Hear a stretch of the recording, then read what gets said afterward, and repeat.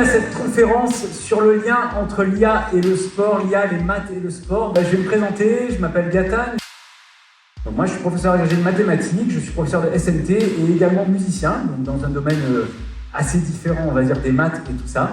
Et pour la fête de la science, on m'a demandé de vous donner une conférence sur le lien entre les maths, l'intelligence artificielle et le sport.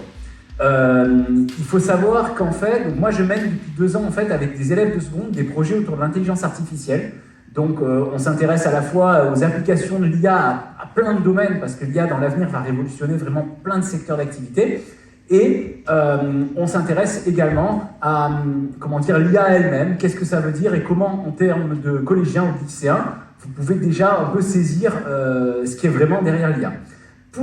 À l'occasion des Jeux Olympiques et pour la semaine de la science, on m'a demandé d'intervenir sur le lien avec le sport. On pense souvent que le sport est quelque chose d'inné, c'est-à-dire qu'on a des capacités sportives qui sont quelque chose qui nous viennent de la nature. Alors avec un peu d'entraînement, on peut plus ou moins les améliorer, mais on n'a pas l'impression que faire du sport peut être quelque chose qui a un rapport avec des maths, a priori. Vous voyez ce que je veux dire ? C'est pas forcément 2 domaines qui nous paraissent liés. Un petit peu comme dans la musique c'est quelque chose d'assez émotionnel et on ne s'attend pas forcément à ce qu'on puisse rationaliser, c'est-à-dire penser la musique ou le sport à travers les sciences. Or, depuis maintenant une vingtaine d'années, il y a un énorme boom des technologies en fait, de statistiques et d'intelligence artificielle qui fait qu'aujourd'hui, un entraînement sportif, c'est pas du tout un entraînement sportif comme à l'époque. Il y a énormément de données. Il faut savoir que dans le sport, on a toujours été sensible aux données. Mais les données, c'était quoi? C'était les conseils d'un entraîneur. C'était éventuellement le regard même d'un membre de la famille ou d'un ami qui nous dit « Ah bah tiens, t'as tapé le ballon comme ça » ou « T'aurais pas dû dribbler vers la gauche ». Et donc tout ça, c'était pour notre cerveau humain déjà des données. Okay, ce qui se passe, c'est qu'en fait, maintenant, on a des ordinateurs qui peuvent saisir une quantité de données, mais des milliards de fois supérieure aux nôtres. Et donc la question, c'est comment on va les intégrer dans les processus de demain et comment avec ça, on va révolutionner vraiment le monde du sport. C'est parti. Alors, Pierre de Coubertin, qui était en fait un des fondateurs de l'olympisme et de la pensée des Jeux Olympiques en France, avait dit « La partie la plus cérébrale du jeu, de beaucoup la plus importante, demeure invisible, c'est donc que le muscle y sert d'écran à l'intelligence. » Effectivement, on a trop souvent tendance à opposer sport et intelligence. C'est valable même dans les collèges, c'est valable de partout, c'est-à-dire que souvent, on oppose certaines matières, même le PS avec d'autres matières, etc.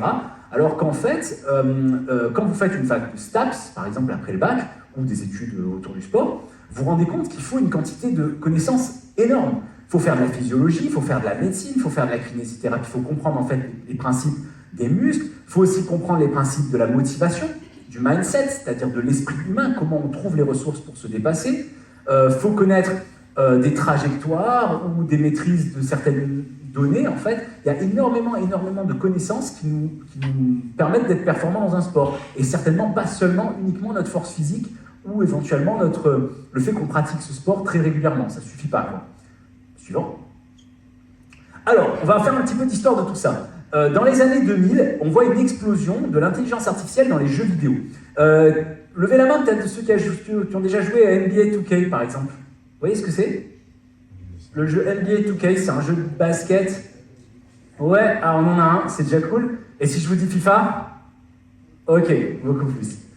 Donc, donc tous ceux qui ont joué à FIFA et tous ceux qui sont des habitués des licences FIFA, par exemple, tous les jeux d'Electronic Arts, vous savez en fait que les équipes en face, donc l'IA, en fait, l'intelligence de l'équipe, quand elle est gérée par l'ordinateur, a vachement évolué les dernières années. C'est-à-dire qu'il y avait une époque où tu passais les gardiens très facilement, où on pouvait marquer des buts très facilement, et maintenant, il y a des degrés de difficulté qui sont tels que, globalement, on peut avoir l'impression que c'est un joueur quasiment humain en face qui prend les décisions. Vous voyez ce que je veux dire? Et quand vous regardez les premiers jeux de foot, c'était pas du tout ça, les mouvements étaient hyper prévisibles, ils étaient même répétitifs. D'accord? Donc il fallait arriver à se poser la question de comment rendre l'ordinateur, l'adversaire, intelligent.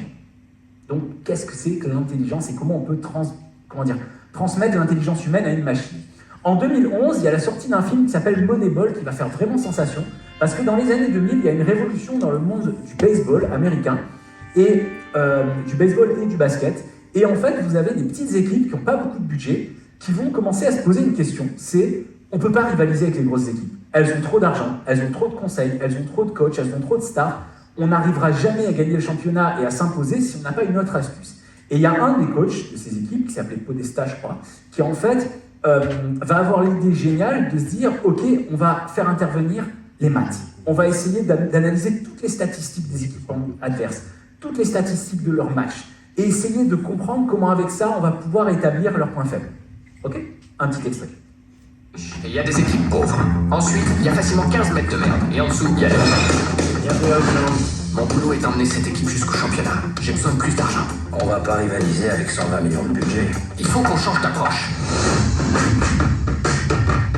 Votre objectif ne devrait pas être l'achat de joueurs, il devrait plutôt être l'achat de victoires. Voici 25 joueurs qui sont délaissés, comme des vilains petits canards. Dedans, il y a une équipe de championnat, une qui est dans notre budget. Qui c'est le gosse? Le gosse, c'est le manager général adjoint. On va secouer le cocotier. Dis-le. Vous voulez que je parle? Quand je te désigne du doigt, oui. C'est la nouvelle orientation des As d'Auckland. On peut pas monter une équipe avec un ordinateur. S'adapter ou s'éteindre. Billy Bean a essayé de réinventer un système. Eh ben ça marche pas. Est-ce que tu risques de perdre ton travail? Quoi? Ben, je vais sur internet parfois et... Ne va pas sur Internet. Regarde pas la télévision. Parle pas aux gens. Tu as foi en ce qu'on fait, oui ou non? Absolument. Vous ressemblez peut-être pas à une équipe de champions, mais c'est ce que vous êtes. Alors, vous allez le montrer ce soir. Nous sommes en train de faire quelque chose de vraiment unique. Et toute la ville le sent. Si on gagne avec cette équipe, on aura révolutionné ce sport. T'as intérêt à ce que ça marche. C'est bon, je te charrie. Ok. Donc, je vous ai mis la bande-annonce en fait du film. Il faudrait, enfin, ceux qui veulent le voir, vous pouvez peut-être aller le prendre en fait sur Internet. Mais voilà, on voit vraiment. Donc, c'était dans le baseball et clairement, ça a été une révolution. C'est-à-dire que cette technique qu'on a appelée le Moneyball, qui a été une technique qui n'était pas réellement faite avant. C'est-à-dire qu'il y a toujours eu des statistiques, mais des statistiques légères. Quand vous allez voir, par exemple, sur Internet les résultats de la première ligue de foot, par exemple, vous allez trouver assez facilement le nombre de matchs gagnés, le nombre de matchs perdus. Donc, vous avez déjà fait des statistiques en collège. Qui est en lycée? Ah ben ça, fallait me le dire. On m'a dit, ah ben on va pas monter le level, c'est bon ça. Donc, qui est en terminale? Ah d'accord. Ah, ça m'intéresse. Ah, ça me fait plaisir. Bon. Terminale générale, spécialité maths. Levez la main les spé maths. Ça va. Et les autres? Non, pas spé maths, ok. Ça marche. Bon, ça c'est cool, parce que moi j'enseigne en terminale et dans le supérieur, donc effectivement avec les collèges, j'ai un petit peu moins, on va dire, les programmes en tête, mais sur tout ce qui est terminale, tout ça, il n'y a aucun problème.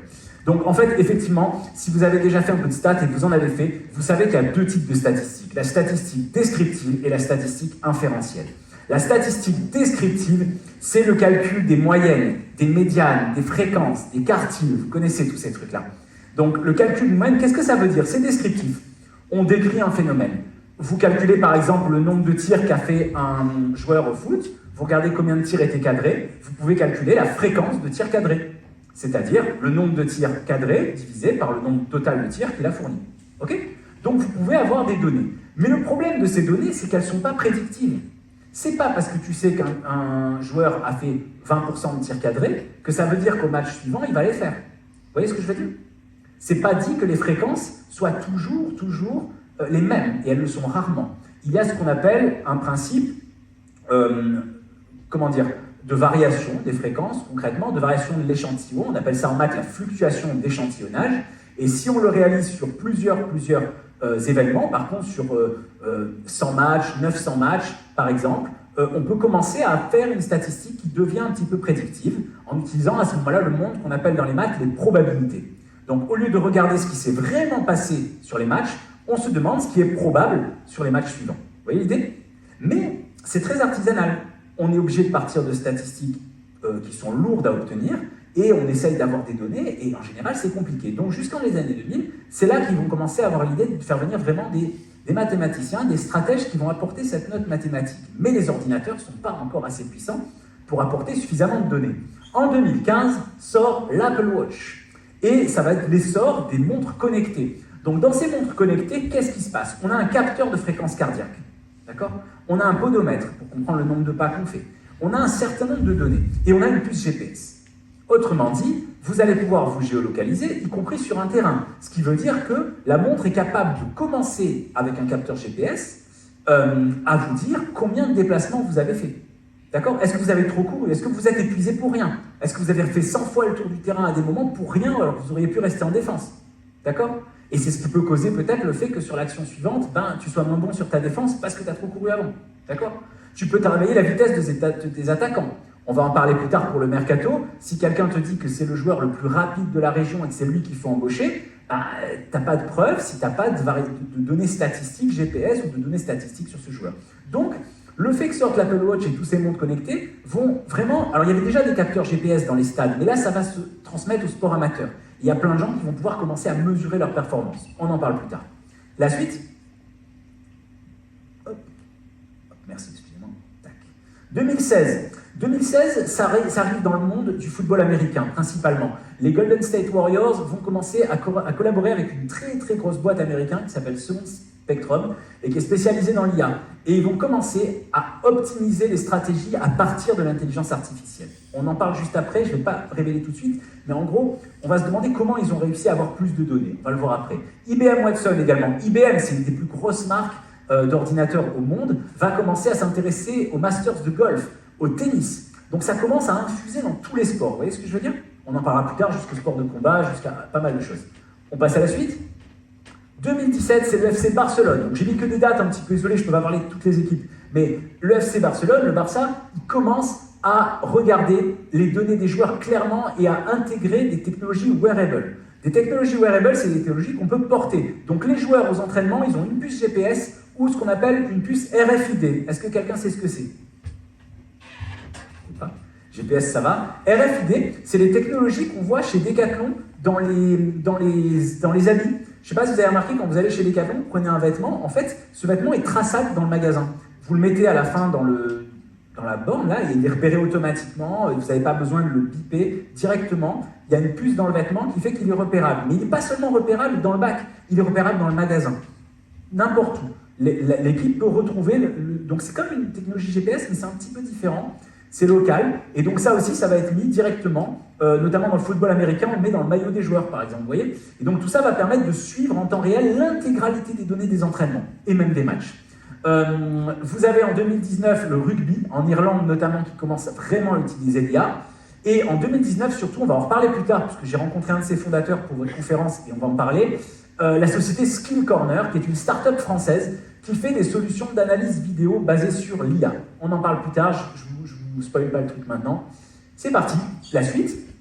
2020, c'est par exemple Leicester City en Angleterre qui va commencer à utiliser ça dans le foot. Manchester City qui commence à travailler avec donc le Skill Corner, c'est une société française, mais il y a une très très grosse société américaine qui s'appelle StatSport qui fait la même chose, de l'IA dans le sport basée sur des caméras et qui va carrément bosser avec les plus gros clubs, donc Liverpool, Manchester, tout ça. Non, d'ailleurs, Liverpool, il bosse avec les Français. Je parle plutôt de Manchester. Ok, 2023, ChatGPT. Donc pourquoi on parle d'IA aujourd'hui? Parce que en 2023, gros buzz national sur l'outil ChatGPT. Levez la main comme ça pour savoir qui a déjà utilisé ChatGPT. Ok, pas mal de monde quand même. Ok. Donc, qu'est-ce que c'est que ChatGPT? C'est en fait une intelligence artificielle générative. Elle génère du texte. On en parlera plus tard, on va voir ce qu'elle fait. Elle génère du texte, concrètement, et elle va permettre de donner l'impression d'avoir une conversation. Elle est en fait entraînée sur une gigantesque base de données, puisqu'en fait, par exemple, pour donner un exemple, ChatGPT a déjà, on va dire, intégré tout Wikipédia, et ça ne représente que 1% de ses connaissances. Okay? Vous imaginez tout Wikipédia, 1% des connaissances. Et l'intelligence artificielle ChatGPT va fonctionner de manière générative, elle va générer des mots en fonction de la probabilité qu'ils ont d'être associés à d'autres mots. Ok? Je vais vous en parler un petit peu plus tard, je pensais vous faire utiliser aujourd'hui, mais ce ne sera pas possible, mais en tout cas, je vais vous en parler. On peut avancer, c'est parti. Allez, on rentre dans le vif du sujet. Préparez-vous, les maths arrivent. Je vous dis tout de suite. Qu'est-ce qu'une intelligence artificielle? Alors, qu'est-ce que c'est? On va essayer de définir le mot. Qu'est-ce qu'une intelligence artificielle? Il y a deux mots, intelligence artificielle. Donc, il faut déjà définir intelligence. L'être humain est doté d'une intelligence qui n'est pas pareille qu'un instinct, par exemple, que l'instinct animal, qui n'est pas pareil non plus qu'une intuition. C'est quelque chose de particulier, l'intelligence. Il y a en fait une capacité à raisonner à partir de causes, pour analyser les conséquences. Il y a donc une capacité à analyser des tâches, à les organiser. Et on voudrait arriver à transmettre ça à la machine. Ok? Donc une intelligence artificielle, c'est en fait une capacité d'un système à effectuer des tâches qui nécessitent l'intelligence humaine. Il y a deux types d'intelligence. L'intelligence faible ou étroite, donc c'est une tâche spécifique. Donc par exemple, si vous prenez une intelligence artificielle qui va par exemple juste modéliser le mouvement d'un joueur de foot ou du gardien, par exemple à FIFA, et qui va rester vraiment sur une zone précise, on va dire que c'est une tâche spécifique, pour autant on ne peut pas la confronter à un apprentissage sur beaucoup d'autres jeux ou sur des choses comme ça, vous voyez? Donc ça s'appelle de l'IA étroite. Et l'IA forte, c'est une intelligence équivalente à celle d'un être humain dans tous les aspects. On n'y est pas encore à l'IA forte. On a beaucoup d'IA qui se prétendent fortes. ChatGPT est une IA faible, n'est pas une IA forte. Parce que ChatGPT n'est pas encore complètement capable de se modifier lui-même, par exemple. Dans son code, il n'est pas capable de générer lui-même un super ChatGPT plus fort que ce que les humains pourraient comprendre. D'accord? Pour l'instant, je dis bien. Mais dans l'essor de la robotique future, on a espoir que les IA tendent à améliorer les compétences de l'être humain. Alors ça donne tout un monde un petit peu pour l'instant qui est à la fois de la science-fiction, on ne sait pas trop ce que ça va donner, mais on sait en tout cas qu'on a, on va dire, mis en lumière quelque chose qui ouvre un monde à vraiment insoupçonné de création, quoi. On passe au suivant. Alors, la méthode de développement de l'IA, en général, c'est basé sur une technologie qu'on va appeler l'imitation du cerveau humain. Donc pour ça, il faut essayer de comprendre, je vais vous en parler tout de suite, il faut revenir à la source de ce qu'est l'intelligence. Avant de réfléchir à notre pensée, à nos émotions, à tout ça, il faut se demander ce qui se passe en dessous concrètement. Nous, biologiquement, on est au départ, on a un patrimoine génétique qui est basé sur ce qu'on appelle de l'ADN, on a entendu parler, d'accord ? De l'ADN, qui a ensuite structuré le vivant. Autrement dit, l'ensemble de notre vivant est codé au départ sur quatre molécules qui en fait vont donner l'hélice d'ADN, la double hélice d'ADN, et vont donner en fait le vivant. Autrement dit, dans notre mode de structuration, ce vivant a généré ensuite une physiologie propre à nous, qui est basée sur ce qu'on appelle des neurones.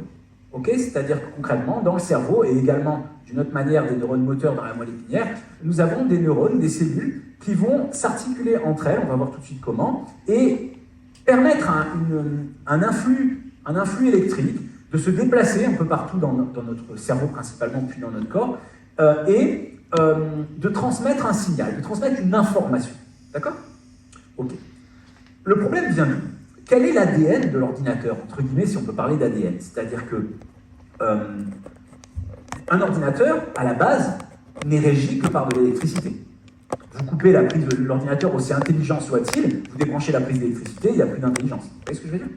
Ce qui veut dire qu'à la base, le circuit informatique comprend une information qui pourrait se résumer à il y a de l'électricité ou il n'y en a pas. Et il y en a ou il n'y en a pas. On appelle ça le binaire. 0 ou 1. 0, il n'y a pas d'électricité. 1, il y a de l'électricité. Ok? Ce langage binaire fait que tout l'informatique va être basé sur une succession de 0 et de 1, de la même manière que notre ADN, notre code génétique est basé sur la gestion de 4 molécules, en fait, 4 acides aminés. Ce qui va se passer dans le cas de l'ordinateur, c'est que ce qu'il va pouvoir comprendre structurellement, c'est des séquences de 0 et de 1. D'accord?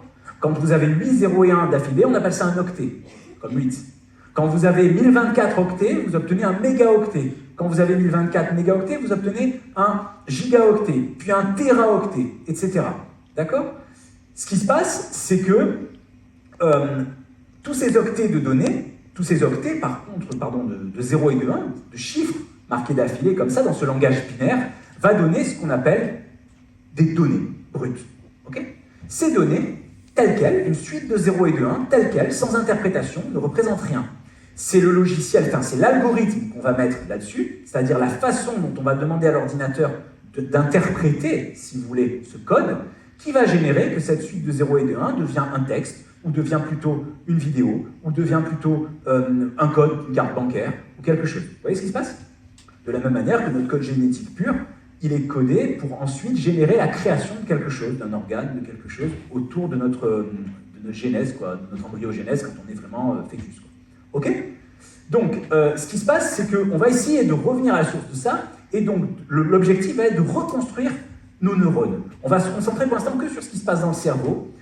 Donc, on va essayer de récupérer ce processus et de le transmettre à la machine. Ça s'appelle le deep learning ou le machine learning. On veut imiter le fonctionnement du cerveau humain. On peut passer à la suite. Alors le cerveau humain, c'est quoi? C'est un réseau de neurones, c'est des cellules spécialisées qui communiquent entre elles. Les neurones transmettent des informations avec des signaux électriques et chimiques.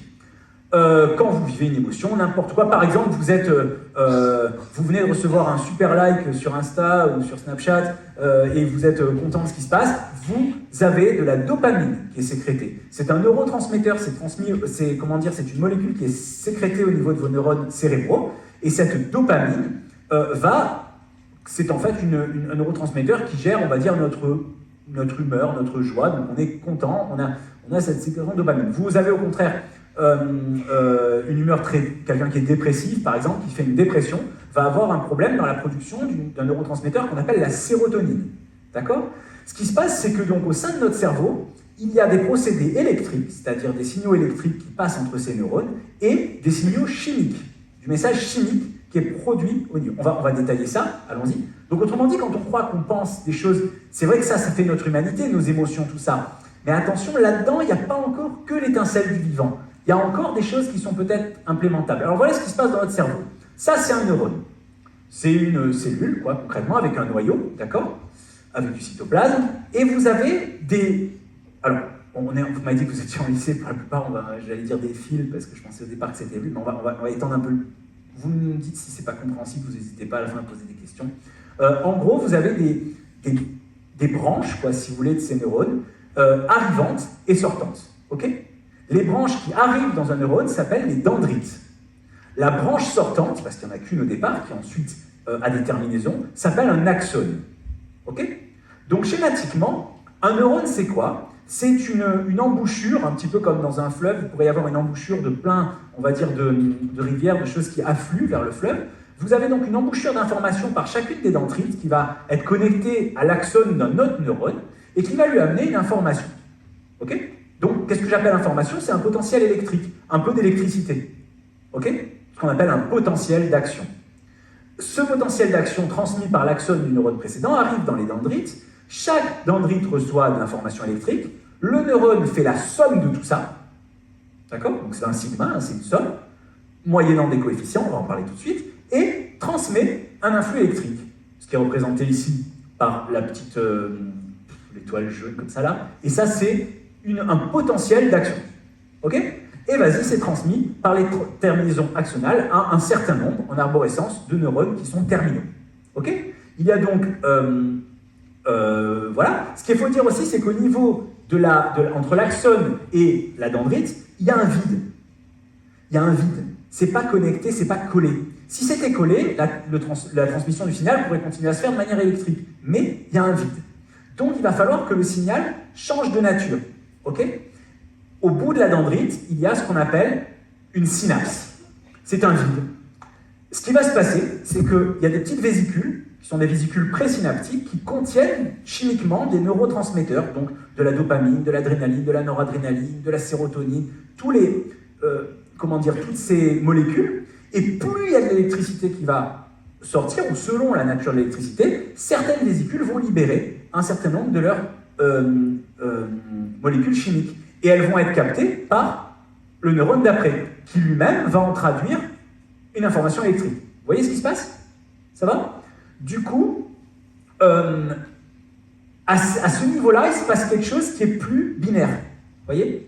On pourrait dire qu'il y a de l'électricité où il n'y en a pas dans un ordinateur. Mais là où ça va être plus compliqué, on va en parler tout de suite, c'est comment essayer de modéliser ce qui se passe au niveau de la synapse. Ok, on avance. Donc ça, c'était le vivant. En gros, un schéma un peu plus lent. Faisons un peu de maths. Ce qu'on va faire pour modéliser le vivant, c'est qu'on va essayer de réfléchir à ce que représentent ces entrées. Chacune de ces entrées, on va lui attacher une variable, x1, x2, x3, xn, donc comme une suite numérique pour ceux qui sont au lycée. Et ce qui se passe, c'est qu'on va partir du principe que x1, c'est l'information qui arrive à la première dendrite, x2 à la deuxième, etc. Ok? Ce qui va se passer, c'est que ces données vont arriver dans le neurone, qui va donc en faire une sommation, qui va les traiter, et qui va renvoyer un espèce de mix, on va appeler ce mix évidemment mathématiquement tout de suite, au niveau de l'axone, qui va se propager comme ça jusqu'à la sortie, et donc il va être transformé, et il va sortir n données, y1, y2, y3, yn, donc des données de sortie. Ok? Comme ça froidement, ça va me donner l'introduction vers le diapositive enfin le slide suivant. D'après vous, ça vous fait penser à quoi? Ouais, on peut la passer, du coup, ça j'ai expliqué. On peut passer la suite directement. Donc, on va essayer de voir tout de suite ce qu'est un perceptron. On va en parler tout de suite, mais d'après vous, ce que je viens de vous dire là, ça vous fait penser à quelle notion mathématique? Qui c'est qui pourrait nous dire ça? Je résume, il y a un truc qui arrive dans le neurone en entrée, il fait un mix de tout ça, et il sort une sortie numérique. Ça vous fait penser à quoi? Hein? Un PC? Ouais. Mais je parle vraiment purement mathématique.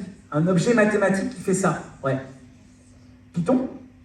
Python, c'est déjà, si tu veux, un langage de programmation. Donc Python n'est pas un outil mathématique, c'est un code pour programmer un outil mathématique. Non, je parle de votre cours de maths. Calculatrice. Non, vraiment pas un outil comme ça. Je parlais d'un objet mathématique que vous étudiez, vous en faites tout le temps. Je répète, on met un nombre en entrée, il se passe un truc, on obtient un nombre en sortie. Le nombre d'entrée, on appelle l'antécédent, le nombre de sorties, on l'appelle l'image. Une fonction. Ben oui. Qu'est-ce que c'est qu'une fonction finalement? C'est une machine à transformer un nombre d'entrées en un nombre de sorties. Vous voyez l'idée? Ok. Alors qu'est-ce que ça va être? On va essayer de créer le neurone artificiel. On l'a appelé historiquement le perceptron. Je vous donnerai une référence d'un livre de maths si ça vous intéresse. Pour ceux qui sont un peu pointus là-dessus, vous pourrez regarder. Il s'appelle Deep Math. C'est ce livre. Deep Math, vous pouvez le trouver sur Internet. Mathématiques simples des réseaux de neurones, pas trop compliqué. Il est quand même compliqué. Mais vous pouvez regarder les premiers chapitres en PDF sur Internet. Alors, c'est quoi un perceptron? Allons-y, essayons de modéliser un neurone, on veut comprendre. Si on veut faire de l'intelligence artificielle, il faut arriver à modéliser le neurone. Alors, c'est quoi un neurone? On y va, la suite. Alors, une fonction en maths, c'est quoi? C'est une machine qui transforme un nombre en un autre nombre. Si on doit l'expliquer à un gamin de 5 ans, on lui dit une fonction, c'est une machine qui transforme un nombre en un autre nombre. Vous voyez ce que je veux dire? Le nombre de départ, c'est l'antécédent, le nombre d'arrivée, c'est l'image. Quand on y réfléchit, même dans la vie, une fonction, c'est un peu ça. Qu'est-ce que c'est une fonction sociale, par exemple? Quelqu'un qui est prof, comme moi. Le matin, je suis chez moi, dans mon pyjama pas de patrouille. Bon, c'est pas la question. Je fais ce que je veux, hein. Et donc, j'ai pas du tout, je suis mon antécédent. Je suis avant d'être dans mon métier de prof. Je passe par ma fonction sociale de professeur et apparaît devant vous une image de moi. Vous voyez ce que je veux dire? Donc, la fonction sociale est une forme de transformation d'un antécédent. Antécédent, en latin, ça vient de ante cadere, avant que ça me tombe dessus, étymologiquement. Donc, l'antécédent, c'est le nombre x avant que la fonction n'agisse. Il y a la fonction, qui est cette machine à le transformer, et il sort une image. La fonction Bluetooth de votre téléphone portable, qu'est-ce que c'est? C'est pareil. Votre téléphone a une fonction Bluetooth. Vous n'appuyez rien, il ne se passe rien. Donc vous avez votre téléphone avant que vous n'agissiez, vous n'appliquiez la fonction Bluetooth. Vous appuyez sur la fonction Bluetooth de votre téléphone, vous avez maintenant un téléphone avec le Bluetooth, l'état de votre téléphone a changé, il y a un avant, il y a un après, et ce qui a été entre les deux, c'est un mécanisme fonctionnel. Vous voyez? D'une certaine manière. Ok? Pour être un petit peu précis là-dessus également, parlons de l'appareil photo. Typiquement, vous prenez la fonction appareil photo de votre téléphone, vous êtes devant, vous existez même si la photo n'est pas prise, vous êtes l'antécédent. D'accord? Si vous prenez une photo de vous, il sort une image de vous. Si vous avez pris la photo à un instant précis, normalement, il ne peut pas sortir deux images différentes. Vous voyez ce que je veux dire? Par contre, si vous êtes deux à vous prendre en photo, vous pouvez être les deux sur la même photo. Vous voyez l'idée? Donc, dans une fonction, vous avez un antécédent qui est transformé en une image, et il ne peut avoir qu'une seule image. Par contre, deux antécédents peuvent avoir la même image. C'est clair? Tout le monde a compris? Ok. Alors, on va voir. Une fonction, par exemple, qui s'appelle f de x égale 2x. Qu'est-ce qu'elle veut dire? Alors, la terminale, là, c'est... Donc, alors, f de 5, 10, f de 6, 12. Ok, on est d'accord. Cette fonction est dite linéaire. Elle est de la forme f de x égale ax. Et a représente ce coefficient qu'on appelle directeur, et ici, il vaut 2. Ça va? Autrement dit, si je sais qu'une fonction est linéaire et que je te donne son coefficient directeur, bah, tu peux la trouver tout de suite, comment elle marche. D'accord? Faisons un autre test. Si maintenant je ne connais pas le coefficient directeur, je sais qu'une fonction vérifie f de 2 égale 6, ça pourrait suffire d'ailleurs, et f de 4 égale 12, et qu'elle est linéaire. Quelle est cette fonction? Quelqu'un veut donner la réponse? Bravo! Bravo! Magnifique! Incroyable! Des applaudissements, s'il vous plaît! Bravo, bravo. Non, vraiment, c'est... Chapeau. Non, c'est bien, ça. Donc, ouais, c'est f de x égale 3x. Donc, qu'est-ce qui s'est passé, en fait? Je vais regarder, j'ai fait exprès de donner cet exemple simple parce que vous allez comprendre après tout de suite où va se situer le twist du deep learning. Qu'est-ce que vous avez fait? Vous avez analysé la conséquence. Vous avez dit, attendez, mais il y a 12, quand j'ai obtenu 4, j'ai obtenu 12, quand j'ai mis 2, j'ai obtenu 6. Vous avez résolu une équation dans votre tête, en fait. Vous avez dit, bon, ben si A fois 4, ça fait 12, c'est que A, c'est 12 divisé par 4, et vous l'avez trouvé. D'accord? Et vous avez ajusté comme ça votre coefficient, vous avez retrouvé le coefficient de linéarité. Ok? Allons-y, avançons. Prochain écran. Alors voilà ce que c'est qu'un perceptron. Un perceptron va modéliser le neurone mathématiquement. On va mettre des entrées, ça va être des nombres, mais il n'y en aura pas qu'un. Ce ne sera pas x seulement, ce sera x1, x2, x3, parce que c'est la fonction du nombre de dendrites qui arrive. On va imaginer comme une fonction linéaire. Ok? Alors linéaire au sens large, c'est-à-dire que ce ne sera pas ax, ce sera A1, X1, plus A2, X2, plus A3, X3. On va mettre autant de coefficients directeurs qu'il y a de dendrites. Ok? Et on va devoir tenir compte quand même qu'il y a un petit problème. C'est pour ça qu'on rajoute cette fonction d'activation, c'est qu'on a expliqué que le neurone, il fait cette somme, mais il ne renvoie pas cette somme. En fonction de cette somme, il active un signal électrique. Vous voyez ce qui se passe? Donc il faut qu'on rajoute une dernière fonction qu'on appelle une fonction d'activation, et qui va faire que, par exemple, en dessous d'un certain seuil, par exemple, si quand tu calcules l'image de ta fonction, tu trouves moins de 10, par exemple, ben tu n'envoies rien. Mais si tu dépasses un certain seuil, alors là, tu envoies une information qui va correspondre au potentiel électrique. Parce que comme l'électricité peut s'envoyer ou ne pas être envoyée par le neurone, tu peux ne pas activer certaines zones du cerveau, ben, tu dois tenir d'une fonction pour tenir compte que, ben, par exemple, tu n'envoies pas de signal négatif. Vous voyez? Tu n'envoies pas d'électricité, tu n'envoies pas un signal négatif au neurone d'après. Et il va sortir un signal de sortie. C'est clair? Ça s'appelle une modélisation. La suite. Elle est un peu plus jolie avec des maths. Donc, on prend des variables. Ah, vous voyez que c'est sympa. Donc, x1, x2. Donc, vous avez vos données. Vous rajoutez des coefficients. Excusez-moi, sur cette slide, ils les ont appelés W1. Les coefficients, mais en fait, c'est A. A1, A2. C'est comme si nous, on mettait... On a parlé du coefficient directeur A tout à l'heure. Eux, ils l'ont noté W. Bon, c'est pas grave. OK? Et ce qui va se passer, c'est qu'on fait la somme. Donc, pour les terminales option maths, c'est sigma de WI, XI. Pour ceux qui ne sont pas maths, retenez juste que vous faites la somme de tout ça. Vous prenez vos coefficients, vous multipliez par les x, vous faites la somme. Ça va? Donc, gros smoothie de tout ça. On rajoute éventuellement un petit coefficient qu'on appelle un biais. Alors, un biais, ça vient de ce qu'on appelle un biais cognitif. C'est-à-dire que quand on travaille avec un neurone, il n'est pas dit que tout se passe bien. C'est pas dit que le neurone, il se passe tout bien. Peut-être qu'à un moment donné, il va recevoir une information qui n'est pas bonne et il va rajouter un petit truc. Et donc ça, il faut en tenir compte. C'est ce qu'on appelle un biais. Par exemple, en statistique, il y a des biais statistiques. Quand vous posez une question, par exemple un sondage d'opinion, typiquement sur les votes des gens, demandez est-ce que vous votez à l'extrême gauche, à l'extrême droite, des trucs comme ça, ou à gauche ou à droite.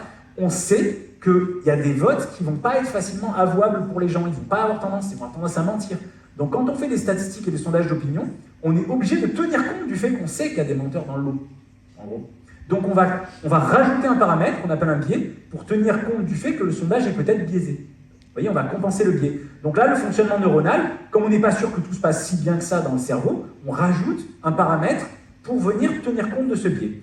On met une fonction d'activation, donc une autre fonction. En général, c'est ce qu'on appelle une fonction de Heaviside. C'est une fonction qui fait 0 ou 1. S'il y a beaucoup de signal, elle met 1. Et s'il n'y a pas de signal, elle renvoie 0. D'accord? Et avec ça, on sort une sortie Y qui est donc un 0 ou un 1. Vous voyez? Donc on a recréé, on est parti de 0 et des 1. On les a multipliés par plein de nombres, on a fait une fonction, etc. On ressort un 0 et 1 qui n'est pas totalement aléatoire, qui dépend de tous les coefficients. Ok? Autrement dit, si je voulais connaître, tout à l'heure, si je voulais connaître parfaitement ma fonction linéaire, qu'est-ce qu'il me suffisait de connaître?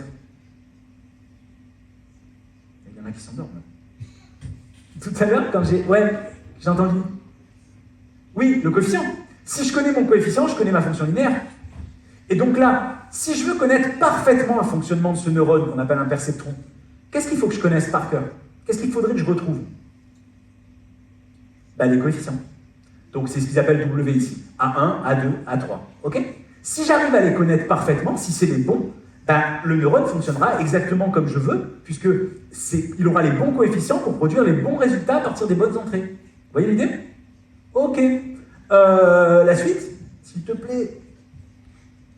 Alors, voilà un exemple. Un neurone a deux entrées, deux dendrites. Vous imaginez que vous mettez A égale 2, B égale 3 comme coefficient, et vous faites rentrer un x et un y. Donc vous avez deux dendrites. Ok?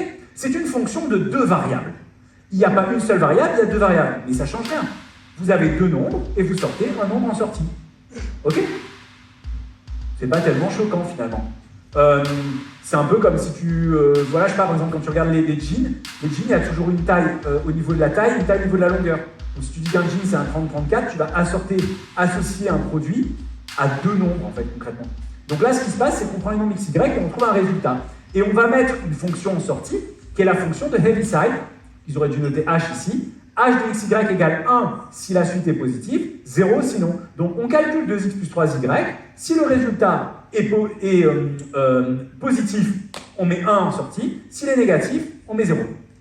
Exemple, venez, on fait un essai ensemble. Je sais pas, par exemple, je vais calculer avec x égale 1 et y égale 1. Ça va me donner 2 fois 1 plus 3 fois 1, ça fait 5. Ça va? 2 fois 1, 2 plus 3 fois 1, 3, ça fait 5. C'est positif, la dernière fonction renvoie 1, en sortie de neurone, il y a un 1 qui sort. Ok? Si par contre je rentre moins 1 et moins 2, moins 1 fois 2 plus moins 2 fois 3, donc ça fait moins 6 plus moins 2, ça fait moins 8, c'est négatif, le neurone ne renvoie pas moins 8, il renvoie 0. C'est clair? Donc c'est un neurone qui fait un calcul et qui ensuite effectue un split. Tout ce qui est positif, il renvoie 1, tout ce qui est négatif, il renvoie 0. C'est clair? C'est un peu ce qui se passe dans notre cerveau. Il y a une information qui arrive des dendrites. S'il considère qu'il y a suffisamment d'informations, balance de l'électricité. Si ça ne lui convient pas, balance pas l'électricité. Ok?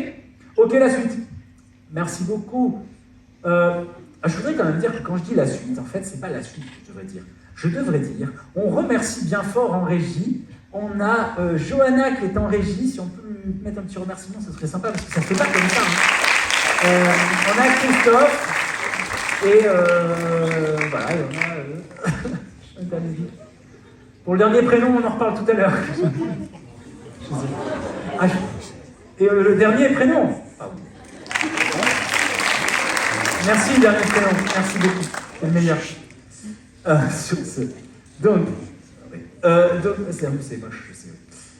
Donc voilà par exemple cette fonction. Alors là c'était pour ceux qui aiment un peu les maths, là voilà les vrais symboles. Donc vous avez x1, w1, vous faites la moyenne des wk, vous faites la moyenne de toutes les informations arrivées. En général c'est divisé par n pour faire une moyenne de ça par exemple. Vous mettez votre fonction d'activation, en fonction de ça vous avez votre sortie. Je ne veux pas frustrer tous ceux qui n'aiment pas trop les symboles mathématiques. La suite s'il vous plaît. Et on en est où là? Ah voilà, alors maintenant qu'est-ce qui se passe? Ça c'était qu'un neurone. C'est un perceptron, c'est un petit neurone, une neuronome. Et là maintenant, on passe à plusieurs neurones.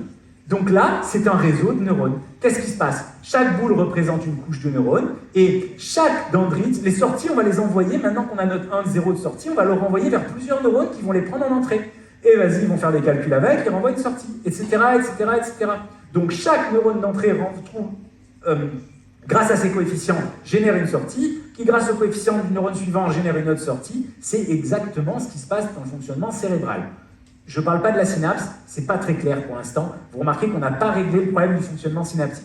Parce que si par exemple, vous avez, dans le cas d'une dépression par exemple, médicalement, dans le cas d'une dépression, vous avez un problème avec ce qu'on appelle la sérotonine.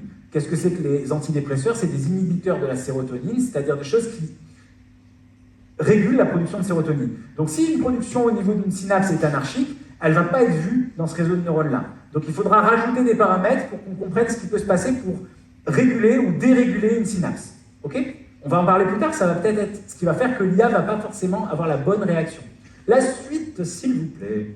Apprentissage et rétropropagation, et c'est le mot-clé, la rétropropagation. Très joli mot. Qu'est-ce que ça veut dire? Ben, votre réseau de neurones, on vient de dire qu'il allait, comme ça, produire des résultats. Ça va? Souvenez-vous de ma fonction linéaire de tout à l'heure. Quand vous avez voulu trouver tout seul quelle était la bonne fonction linéaire, qu'est-ce que vous avez fait? Ça va, vous comprenez? Vous avez résolu une petite équation. Vous aviez f de 4 qui était 12, vous saviez qu'avec un symbole, vous avez trouvé que c'était 3. Si après ça, je vous avais demandé d'en calculer d'autres des points, vous auriez pu, parce que vous aviez le bon coefficient. Vous voyez l'idée? Alors qu'est-ce qui va se passer? Quand on a ce réseau de neurones, il va falloir qu'on calcule des images pour avoir suffisamment de points pour calculer l'équation qui va nous redonner les coefficients. Parce qu'en général, les coefficients, on ne les a pas. Les coefficients, ils dépendent de la situation. Un réseau de neurones n'a pas les mêmes coefficients. Si vous voulez, ma fonction affine 2x, elle est intéressante quand je veux doubler des nombres. 3x, c'est quand je veux tripler. Donc, chaque fonction affine va avoir un usage. Vous voyez, c'est une fonction linéaire. OK? Donc, ce qui va se passer, c'est assez intéressant. Il va falloir qu'on retrouve les coefficients de départ. Mais pour les retrouver, il faut qu'on en ait des images. Donc, il va falloir entraîner notre IA. Entraîner comme un sportif l'intelligence artificielle. Maintenant qu'on a notre réseau de neurones, il va falloir faire calculer des trucs pour qu'il calcule les images et qu'avec ces images, il retrouve des coefficients. Vous voyez l'idée? Mais la première fois, quand il va calculer, s'il n'a pas assez d'images par rapport au nombre, parce que vous voyez, il y en a beaucoup des coefficients là-dedans, dans chaque neurone, il y a des coefficients, eh bien, il ne va pas trouver les bonnes réponses. Donc, il va avoir des mauvaises valeurs de coefficients. Donc, il va falloir qu'il s'auto-corrige. C'est-à-dire que quand il trouve quelque chose, il ajuste ses coefficients en disant non, finalement, là, c'était pas 2, c'était 3. Non, finalement, c'est 3,1, etc. Et qu'il ajuste. On appelle ça la rétropropagation. On va donc entraîner l'IA sur des tests, des valeurs de tests, et grâce à ça, ensuite espérer qu'elle fasse juste sur des valeurs qui ne soient pas des tests. Exemple de ChatGPT, on lui a fait apprendre tout Wikipédia, tout ça, etc. Par exemple, dans Wikipédia, il a lu, dans tout Internet, il a lu La Terre est ronde. Heureusement, il a dégagé tous les sites de platisme qui pensent que la Terre est plate et tous les fake news complotistes qui pensent ça. Et il a dit, ok, la Terre est ronde, donc si maintenant tu marques à ChatGPT une phrase dans laquelle tu demandes un truc sur la Terre, décris-moi un petit peu la Terre et parle-moi de la planète Terre, il va écrire « la Terre est », et le mot qui lui vient après, le plus probable pour lui, c'est « ronde ». D'accord? Pourquoi? Parce que dans tout son entraînement sur les sites en question, chaque fois que ses coefficients l'ont amené à voir si la Terre est ronde, donner le bon coefficient au départ, la réponse était oui. Donc, la maximum de probabilité pour lui va être ça. Vous voyez? Si je vous dis « Salut, comment ça ?» Va. Pourquoi vous me répondez 20? Je ne l'ai pas dit. Ça aurait pu être comment ça fait froid aujourd'hui. Je sais pas. Je cherche une idée. Ça marche. Je sais pas, je cherche une idée. Du coup, en fait, chez moi à Marseille, on entend ça. En gros, vous avez répondu ça va parce que, en fait, c'était pour vous, vous avez fait un truc dans votre tête. Vous avez dit, tiens, il a oublié un mot. Ben, a priori, dans votre tête, vous avez dit, il y a 99% de chances que ça soit va, vous avez répondu va. Vous voyez? C'est ça qui se passe avec ChatGPT. Il a été entraîné sur son réseau de neurones sur un certain nombre de textes, et donc grâce à ça, les coefficients ont été adaptés, et maintenant, il va essayer de répondre ce qui est le plus probable à chaque instant. Ok, on passe à la suite. Donc, il faut retrouver la sortie réelle. C'est ce qu'on appelle l'entraînement, et donc le problème, c'est la phase d'entraînement. Et c'est pour ça que j'ai mis cette photo. L'IA, en fait, il y a une mise en abîme de cette conférence, c'est incroyable. L'IA, c'est un sportif de haut niveau. Et oui, parce que l'IA, en fait, on lui fait faire quoi? On lui fait faire un entraînement musculaire, un entraînement. On la positionne sur des données d'entraînement jusqu'à ce qu'elle ait absorbé suffisamment d'entraînement pour produire un résultat correct en situation de match. Vous voyez l'idée? Donc il y a vraiment une mise en abîme. L'IA, on a complètement collé le fonctionnement du sport sur l'IA. Et donc ce qu'il va nous falloir, c'est de la data. Mais où est le problème? Si j'avais entraîné...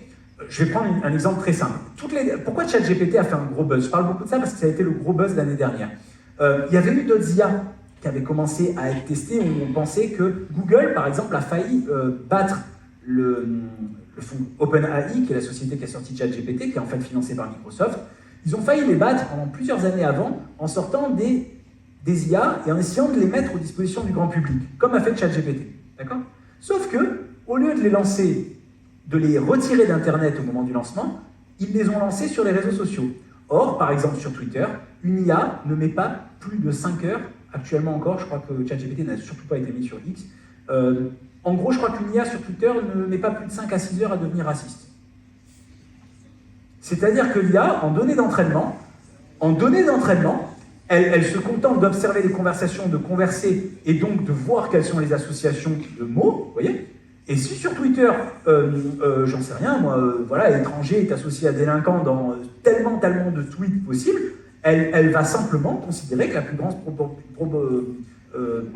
probabilité que le mot suivant soit correct avec étranger sera délinquant. Elle ne réfléchira pas. Vous voyez? Donc le programme d'entraînement a du sens. C'est un peu comme un sportif. Même un sportif de haut niveau, si tu l'entraînes mal, d'accord? Tu peux lui flinguer les muscles, tu peux lui faire rater ses matchs parce que la donnée d'entraînement n'est pas bonne. Vous voyez ce qui se passe?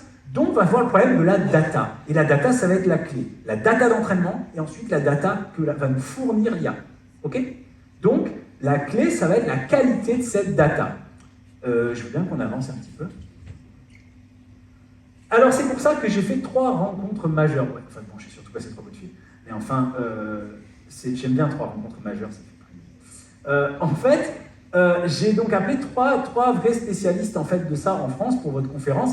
Et je les ai eu au téléphone pour certains, d'autres par Instagram. Et en fait, ils ont pu me donner des réponses assez intéressantes. Le premier, c'est Giuseppe Ravita, c'est un chercheur à l'INSEP.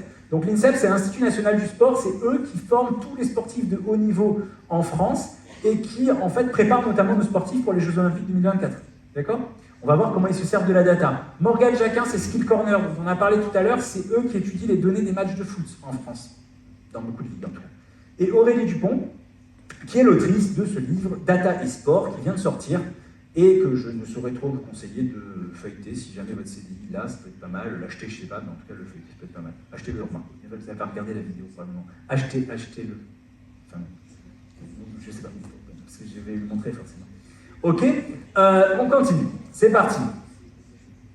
Alors, on va commencer par ça, justement, Data et Sport. Aurélie Jean et Yannick Nyanga, qui est un très grand rugbyman français, qui est un entraîneur de rugby. Alors eux, ils sont intéressés au rugby. Je vous laisse voir une petite vidéo de 5 minutes. Moi, ça me permet de souffler un petit peu. Puis je vais passer voir du coup un peu qui écoute et qui écoute pas. Ça me rappelait les salles de classe. C'est même pas marrant, je peux même pas demander les carnets. Vous êtes mis bien. Vous êtes tranquille un petit peu. Aurélie Jean, on rappelle que vous êtes docteur en sciences, entrepreneur, et experte en algorithmes. Cette scientifique au pays des algorithmes nous avait entraîné de l'autre côté de la machine dans un essai formidable qui était paru à l'Observatoire il y a 3-4 ans maintenant. 4 ans, vous avez signé aussi un roman d'anticipation avec Amanda Sterz, Résistance 2050. Vous avez rencontré Yannick il y a 4 ans lors d'une conférence sur la data. Ils ne sont pas rouges comme ça dans la vie. Aujourd'hui, Data et Sport, la révolution. Toujours à l'Observatoire, livre passionnant sur l'utilisation des données, la big data dans le sport. Vous expliquez qu'il s'agit d'une transformation majeure qui touche toutes les disciplines. Exemple ? Le rugby, le football américain, initialement le baseball, parce qu'on revient à l'histoire de la data qui est du 19e siècle à New York, mais aussi la danse, la gymnastique, la natation, le tennis, tous les sports en fait, dès qu'il y a... Enfin, on est entouré d'informations qui peuvent être transformées en data et donc être exploitées par des modèles algorithmiques. Des informations captées sur les sportifs eux-mêmes ou pas forcément ? Entre autres, Yannick pourrait vous en parler bien mieux que moi. Oui. Donc les sportifs ont des capteurs, mais on a aussi des informations sur les résultats sportifs, on a aussi des informations sur le terrain sans aller chercher l'information sur le joueur lui-même et avec des caméras, avec des drones, et puis on a énormément de data pour arriver justement à limiter le nombre de blessures, mais aussi à mieux préparer les entraînements, à faire de la sélection. Souvent les gens parlent des paris sportifs, nous on a décidé de ne pas en parler parce que c'était un peu le sujet facile, on a voulu parler de tout ce que les gens n'imaginent pas et qui n'est pas si nouveau que ça. Ce qui est nouveau en fait c'est l'échelle, la mise à l'échelle et donc les opportunités mais aussi les menaces. Et donc on essaie de parler de ça dans le livre. Voilà. C'est pas seulement la performance, c'est aussi pour la santé des sportifs, des compétiteurs. Yannick, en tant qu'entraîneur, vous utilisez la data au quotidien ? Oui, on est obligé maintenant. Je pense que même dans vos métiers respectifs, on utilise forcément la data. On n'a pas de capteur. Vous n'avez pas de capteur. Mais on a nos yeux, hein. La caméra, c'est un capteur. La caméra, c'est un capteur. La caméra, c'est un capteur. Vous regardez l'émission en replay, ça fait office de capteur de la même manière que nous, on regarde les matchs ensuite. Notre capteur principal, nous, c'est le GPS pour savoir à quelle allure on court, le nombre d'accélérations qu'on fait. On calcule le temps passé au sol aussi, voilà, le temps de jeu effectif, on parlait tout à l'heure du temps de jeu effectif, c'est-à-dire le temps où le ballon est en action et donc du coup où tout le monde court et se plaque. Donc il y a beaucoup d'informations qui étaient là déjà depuis le début mais qui aujourd'hui sont prises en compte pour ensuite prédire un petit peu alors c'est pas le résultat des matchs mais l'orientation qu'un match va prendre et puis du coup choisir les bons joueurs en conséquence et entraîner les joueurs de la meilleure manière pour performer. Mais alors, surprise, page 98, au risque de vous étonner, dites-vous, je fais partie des queues de gaussiennes des bords souvent oubliés de cette cloche. Alors, la gaussienne, bon, voilà, c'est les formes de courbe. Ça veut dire que vous n'étiez pas suffisamment talentueux, selon la data, pour faire carrière. Alors, c'était sur un point bien précis, parce qu'il il faut remettre les choses dans leur contexte. Remettez en contexte. C'est vrai, quand on voit ça, ça peut paraître... Je parle de l'époque, bien sûr, où je jouais, où il y avait des indicateurs qui étaient clés pour les joueurs de rugby, qui était la vitesse maximale aérobie, la VMA. Donc c'était la capacité qu'un joueur avait à à courir le plus vite, le plus longtemps possible. Moi, c'était peut-être le seul domaine dans lequel j'étais pas très fort. En termes de vitesse, puissance, explosivité, j'étais très bien. En termes d'être capable de courir autour d'une piste, c'était pas le. Et c'est très désagréable. Voilà, et c'est très désagréable, exactement. Mais surtout, j'estime en tout cas que ça ne représente pas forcément ce qui se passe sur un terrain de rugby, mais à ce moment-là, c'était l'indicateur étalon, donc j'étais pas dans les standards. Aurélie, vous défendez un usage nuancé de la data, c'est-à-dire vous pensez qu'il y a trop d'inquiétudes ou de fantasmes sur ce sujet, qu'il faut démystifier un peu l'utilisation de la data. Et c'est vrai que nous, notre livre est sur le sport, mais il pourrait être appliqué dans tous les domaines. En fait, l'idée, c'est dans le cas précis du sport, c'est d'aller utiliser la data intelligemment pour révéler ce qu'il y a de plus humain en nous et ce que la machine ne maîtrise pas, l'algorithme ne maîtrise pas, la data ne maîtrise pas, qui est l'instinct et l'intuition qui font partie de l'intelligence pratique, situationnelle et émotionnelle. Et en fait, il faut absolument en fait, que cette data soit au service de l'intuition et non pas qu'il la remplace. Parce qu'en fait, comme on dit dans le livre, et moi j'ai découvert ça avec Yannick, parce que j'ai visité le Gracie 92, c'est comme ça qu'on a eu l'idée de faire ce livre, équipe que je soutiens d'ailleurs, c'est vrai que les joueurs, surtout les jeunes générations, je suis du 92, et en fait c'est vrai que les joueurs qui ont l'habitude d'avoir des capteurs de la data, ils veulent de la data pour les aider, et du coup ils n'écoutent plus ce qu'il y a de plus humain en eux. Or, d'ailleurs on commence le livre par ça, le French flair français, tout le monde nous envie, au rugby, face à l'esprit très pragmatique et analytique anglo-saxon.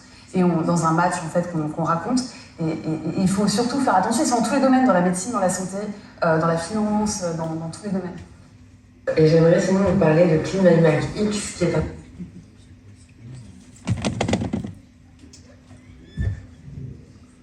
Alors...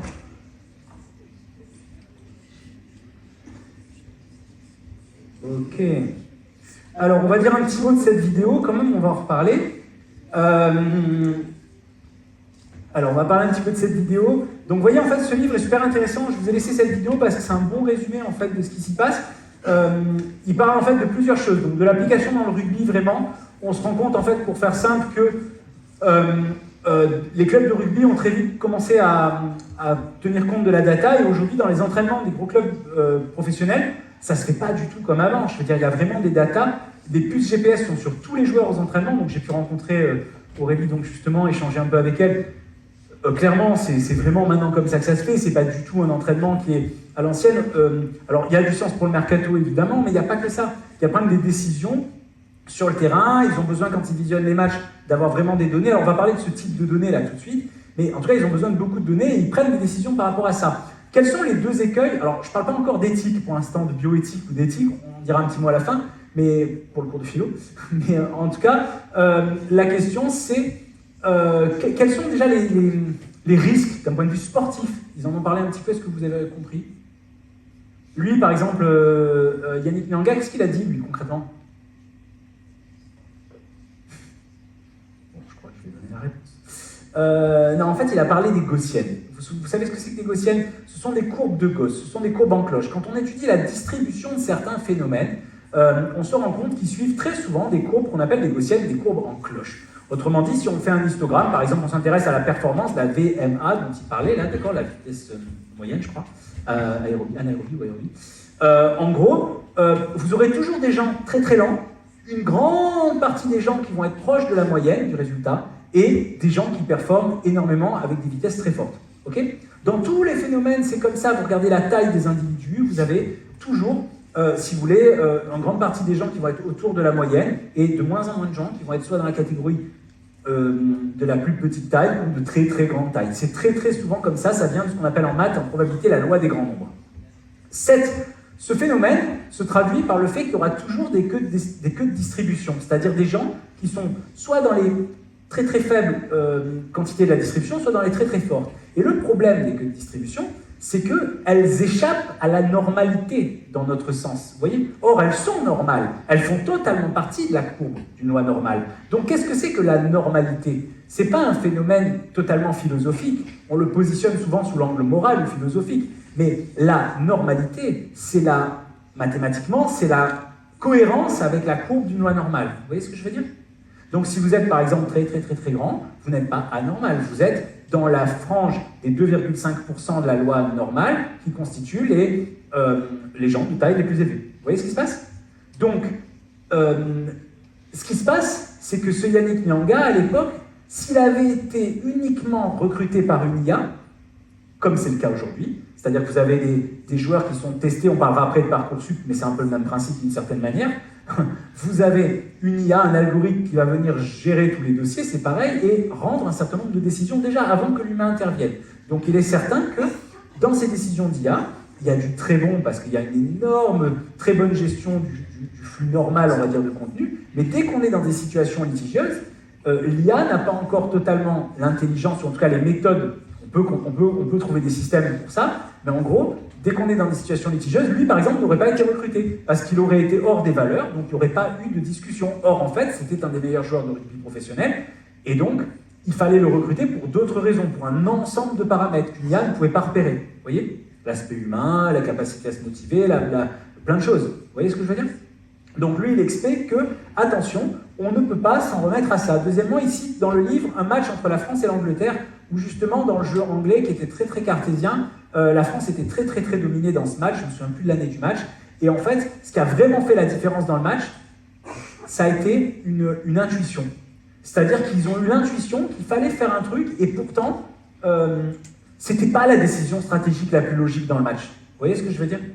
Et pourtant, ça a marché, et ça leur a permis de gagner. Ils appellent ça le French flair.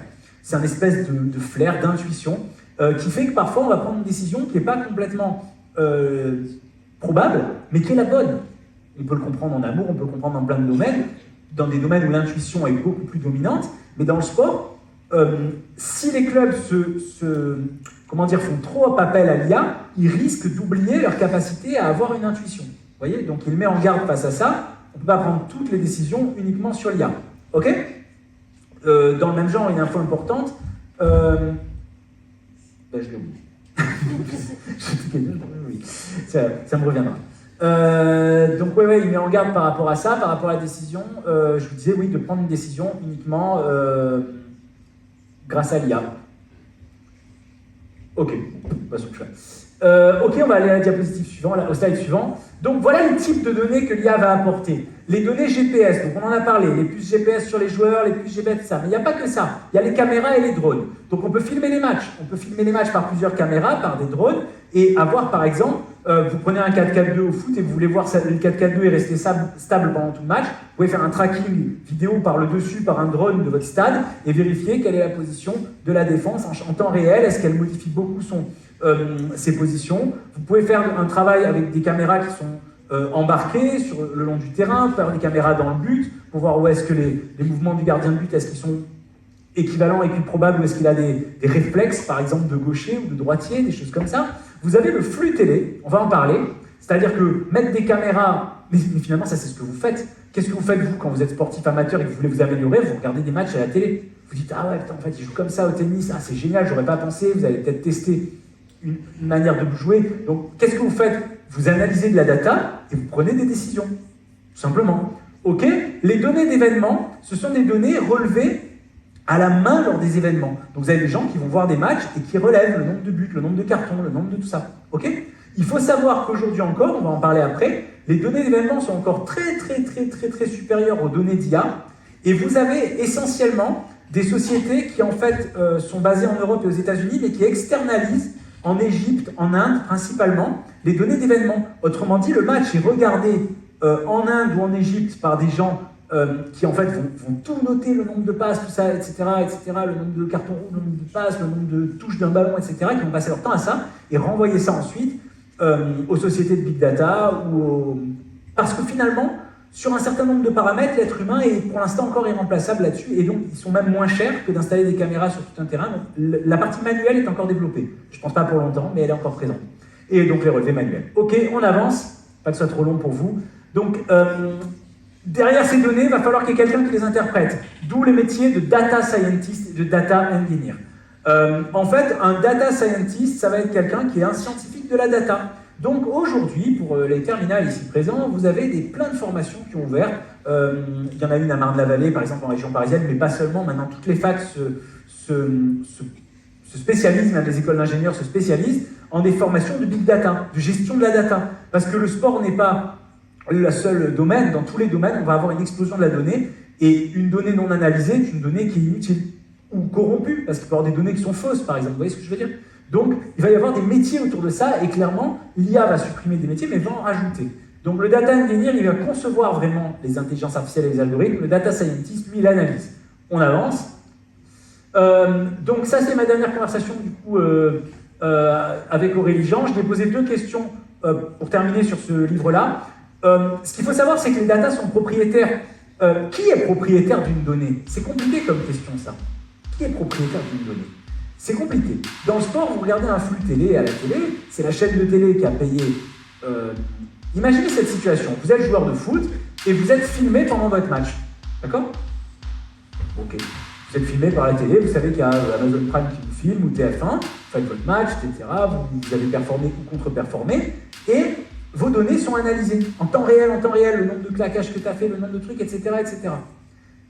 Qui est propriétaire de ces données? Est-ce que c'est la chaîne? Est-ce que c'est la société qui fait l'analyse? Ou est-ce que c'est le joueur de foot? C'est très problématique et dans l'avenir, la loi n'est pas claire là-dessus. C'est le même problème qu'avec vos photos sur les réseaux sociaux. Actuellement, vous donnez la propriété de vos données gratuitement aux réseaux sociaux. Comme les joueurs de foot vont le donner gratuitement, pour l'instant, à la chaîne ou à la société de data. On appelle ça de l'open data. Ils croient que sa donnée est ouverte. Or, eux, ces données, ils les revendent.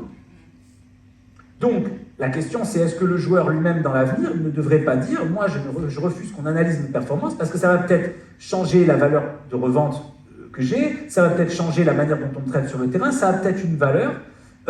Et donc, dans l'avenir, il y a la question de la propriété de ces données et du sens qu'elles ont qui va se poser. Vous, dans vos domaines à vous, évidemment, sur la protection des données personnelles, vous l'avez vu en SNT, dans les réseaux sociaux, tout ça, pour l'instant, vous faites cadeau, quand c'est gratuit, c'est toi le produit, vous donnez toutes vos données, gentiment, à tous les réseaux qui se font, évidemment, beaucoup d'argent dessus. Donc, dans l'avenir, on ne va pas changer ça aujourd'hui, mais va se poser la question, restez attentifs dans l'avenir aux nouvelles législations là-dessus, il en va d'un point important pour vous, quoi. Donc, je vais poser la question sur l'open data, parce que c'est ce qu'on appelle l'open data, c'est la donnée libre, la donnée ouverte, la donnée publique. Mais tout ça, c'est pas des données publiques. Donc, ça pose quand même une question. Donc, elle me dit que ça va forcément, l'open data va quand même s'ouvrir et va aider les clubs amateurs à avoir les moyens de clubs professionnels. Le métier de data scientist peut-il être remplacé par une IA? Elle pense que non. Elle pense qu'une IA ne peut pas devenir le data scientist d'une autre IA. Je pense que oui. Sa réponse, c'est la sienne. Moi, je pense que dans l'avenir, on ne peut pas dire ça parce que l'IA, à terme, va pouvoir s'auto-corriger elle-même. Je pense qu'on va avoir cette question qui va venir se poser.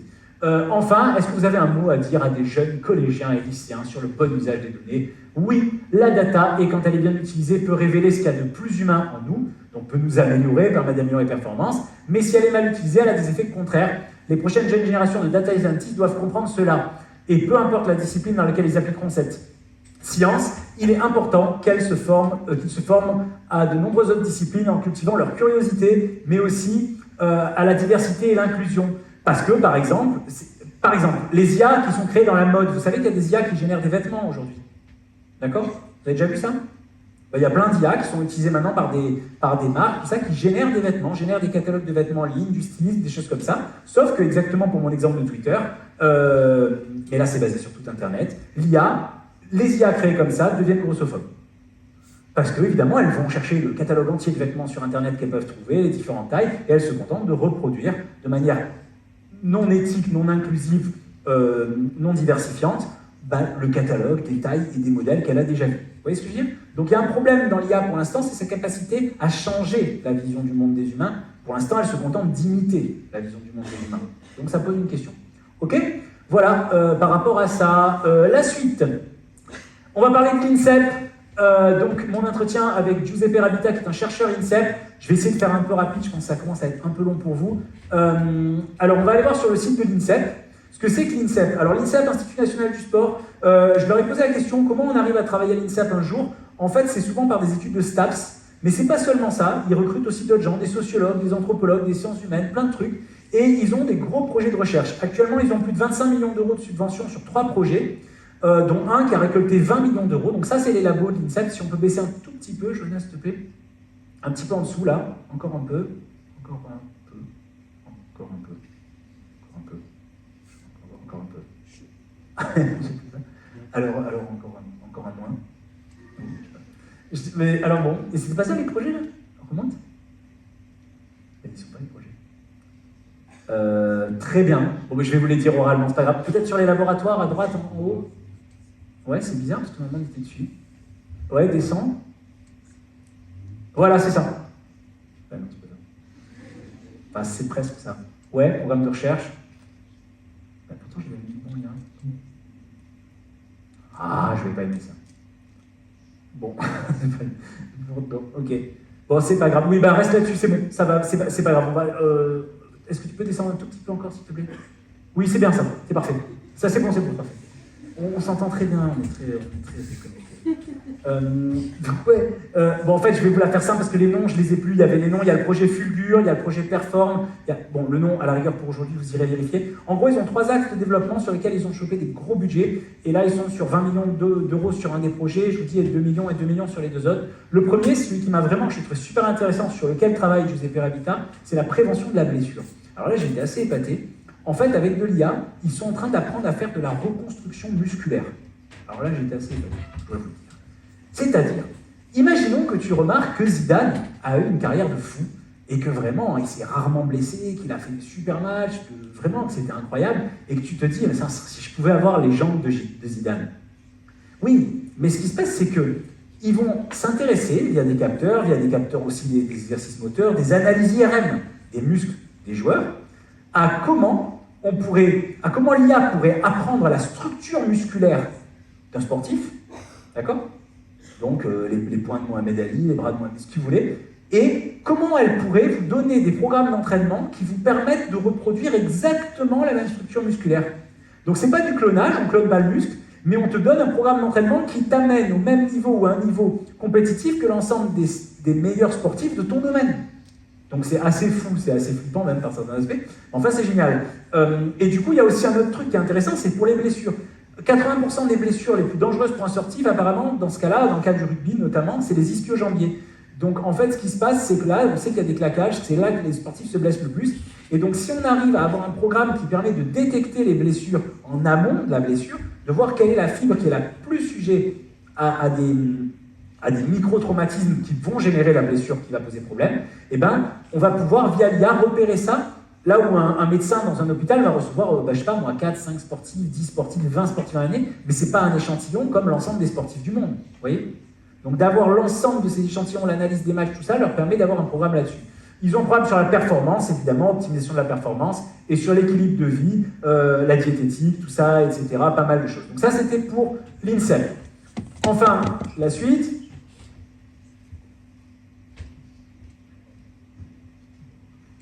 Voilà, on y arrive. Moi, je reste. Voilà.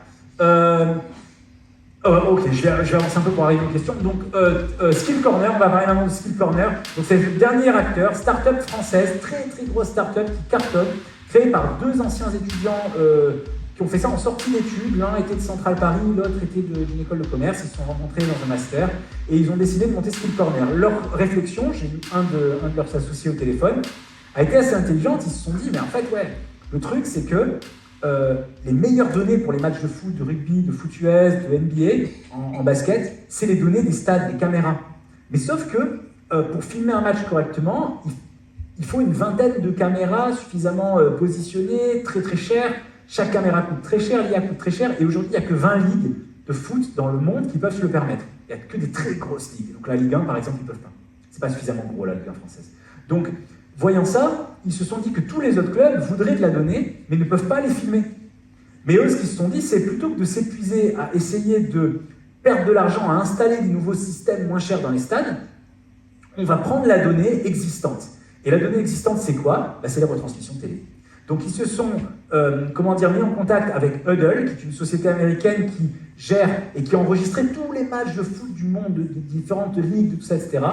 Et ils ont entraîné un algorithme d'intelligence artificielle, de deep learning, à étudier tous ces matchs de foot pour arriver à comprendre ce qu'était un tir, une passe, une faute, etc., les mouvements sur le terrain, etc. Et une fois qu'ils ont fait cet entraînement, ils ont proposé principalement à des clubs, leurs clients c'est des clubs de foot essentiellement, pour les mercatos, de leur donner les données des joueurs. Ok, donc par exemple maintenant, un club, alors il travaille avec, notamment il travaille avec un club anglais, je crois que c'est Liverpool, il travaille avec des clubs de Ligue 1, ils n'ont pas voulu me dire lesquels, c'est un peu top secret pour eux, mais il y a au moins une vingtaine de clubs en Ligue 1, donc ça veut dire qu'il y en a énormément qui travaillent avec eux. Et donc tous ces clubs-là récupèrent la data des joueurs, et à partir de là, vont pouvoir prendre des décisions d'entraînement sur leurs joueurs, ou plutôt, dans leur cas, c'est plutôt pour les mercatos, pour avoir des arguments, pour savoir comment vendre ou ne pas vendre des joueurs. On peut aller juste voir leur site en 2 secondes. Il faut cliquer sur Skill Corner, ouais. Donc voilà, donc on va voir un peu comment ça se passe, alimenter des décisions les plus intelligentes dans le sport, et si on peut baisser un petit peu, voilà. Donc vous voyez ce qui se passe, en fait, ils ont une IA qui va repérer intégralement les joueurs, et alors c'est très intéressant, ils repèrent grâce au numéro de maillot. Donc l'IA a commencé, en fait ils ont eu l'idée d'entraîner l'IA à reconnaître déjà les chiffres, simplement. Et comme elle reconnaît, alors là actuellement ils se vendent aux États-Unis pour le football US, mais comme ils ont reconnu, l'IA est capable de suivre, de traquer, vous voyez le numéro, et en même temps sur 2 écrans, elle va traquer l'ensemble des paramètres de ce joueur. Ils le vendent aussi en NBA maintenant, et donc ils fournissent cette data, une data brute à des clubs, ils peuvent leur vendre la donnée, ou ils peuvent aussi éventuellement leur vendre la prestation de conseil de data scientist sur cette donnée, vous voyez. Donc ils servent d'intermédiaire entre ça et un club. Ok, donc Skill Corner est une grosse start-up française, c'est vraiment un truc qui est en train de monter. Ok, on va revenir un peu à ça. Je parlais de l'aspect bioéthique, mais attention, il y a des questions derrière qui sont non négligeables, parce que si tes données te disent qu'un sportif va se blesser, alors qu'il ne s'est pas blessé, bah, ce sportif va peut-être se retrouver en conflit avec son club alors que la blessure n'a pas encore eu lieu. Dixit, les films comme Minority Report, comme tout ça, vous voyez, pour ceux qui les ont vus, ou le fabuleux e-robot avec Will Smith, donc basé sur les robots d'Asimov, c'est la question des décisions futures. Peut-être que les primes d'assurance ne seront pas les mêmes, tout ça, donc ça pose vraiment une question, toutes ces données. Mais en tout cas, dans ce cas-là, c'est un super outil. On va terminer par la dernière chose, et puis, je crois qu'il reste encore 2-3 semaines. En conclusion, l'IA est là et pour longtemps. Alors, je vais faire une petite conclusion. Voilà, je vous ai dit pas mal de choses. Donc, en gros, si je devais résumer ce que je vous ai dit, le sport d'aujourd'hui n'est plus du tout le sport d'hier. La notion de données, qui était au départ une donnée de discussion, ah ouais, moi j'ai vu tel joueur, il joue bien, etc., les informations, est devenue une donnée numérisée par des moyens GPS, par des capteurs vidéo, par différentes techniques, d'accord ? Cette donnée doit être traitée, elle est trop brute, elle est trop grande pour être traitée, et elle génère des nouveaux métiers, data scientist, data analyst, data engineer, sont des nouveaux métiers de la data qui vont dans l'avenir beaucoup exploser.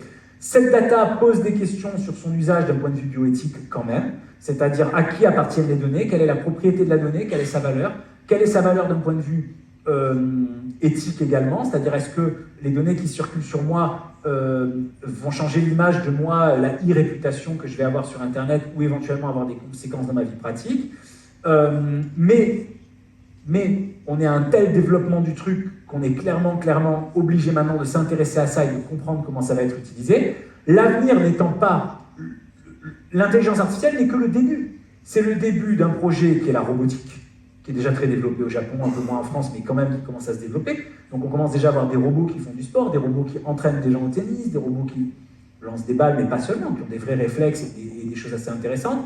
Et évidemment, derrière tout ça, il y a toujours quand même un mythe qui philosophiquement pose question, qui est le mythe qu'on appelle du transhumanisme, c'est-à-dire, on sait que Google fait des recherches sur le transhumanisme, sur tout ça, à savoir l'idée de créer un humain augmenté, voire même quelque chose qui dépasse la notion d'être humain.